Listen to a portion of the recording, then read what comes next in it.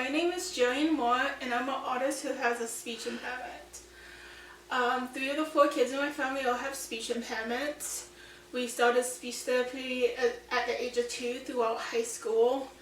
I went to a special elementary school that had classes for kids who have speech impairment along with regular therapy.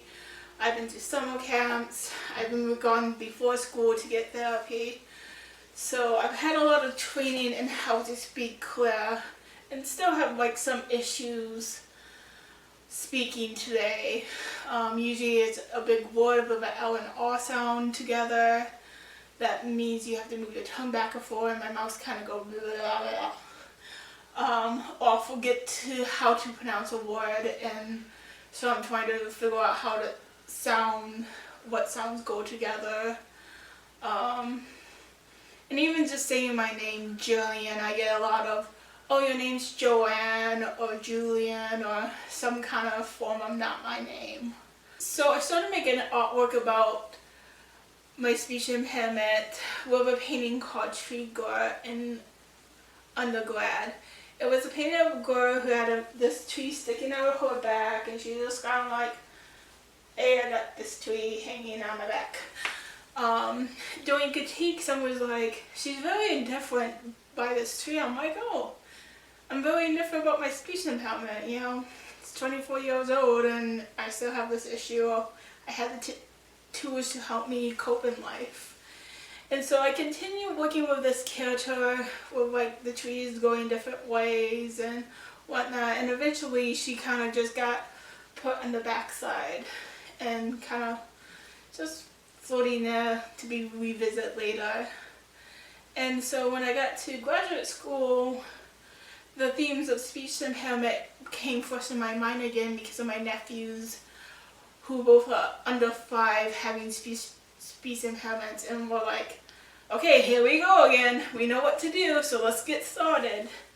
And so I revisited my IEPs, learning what sounds I had trouble with, or what they wrote, and try to make a series of work based on my experience and maybe some experience of others that I Googled or YouTubed.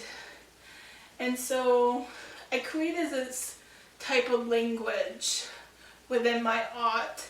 I use a lot of the repeating images of the same painting, like in this piece called Repeat behind me. Both of these are just paintings of a mouth. One is the SH sound and one's the L sound. And then I have like them repeating over and over again. This is a very condensed version of it. I have over 100 pieces on this. But just to show that speech therapy is really just about repeating yourself over and over and over again until you're able to say the words correctly. I also sometimes incorporate mirrors. In this piece you'll be able to mimic the movement of the mouth in the paintings.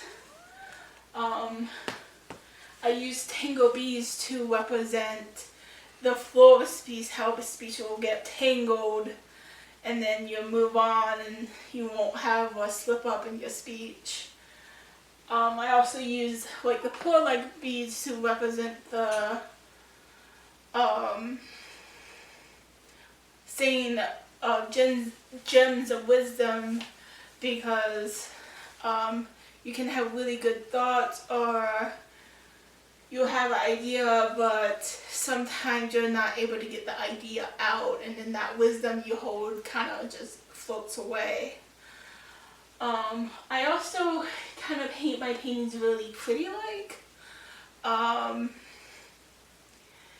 don't want my art to be like, in your face, you know, this is about speech impairment and I need you to stop and listen. I want it to be viewed on how I view my speech impairment as something that, oh, I look normal until I start speaking. And so when you get up close, you're like, why are these girls have these beads falling out of the mouth, or the mouth is the main focus, or why is there so many images of the same one? And so it becomes this like beautiful painting, and you're like, there's something weird about it. I don't understand what's going on, and that's the feeling I want you to get. I also don't use sound in my work. I don't want to have a vocal of like a recording of someone speaking and then having someone who is not very polite start making fun of someone who has a speech impairment over the recording I have. I've got teased a lot because of the way I speak, and I just never incorporate that. I kind of want it to be like trying to paint sound without painting sound. I use a lot of beads in my work. I'll make a string of them and tangle them up to show the flow of speech being interrupted. And so I have paintings in which I put a whole bunch of beads over the images. One of my favorites is this painting of a girl holding a phone with a little string of beads with a little knot in it. And then I have a phone that will usually sit a few feet away with this tangle mess of beads next to it to represent how over the phone one mispronounced word can totally make the conversation mute and no, the person can't understand them. I also do a lot of work that has interactive work. Like this painting behind me is called Puzzling Words Together. This painting actually has a puzzle, and so when you put the puzzle together, it's missing the mouthpiece right here, so you're unable to finish the puzzle, like how I may not be able to pronounce a word or finish the thought because of my speech impairment. People get really frustrated with it, including my mom. I also will do some 3D work in which I made these blacks a few years ago. They're about the R sound, which is the what sound I have trouble speaking even today.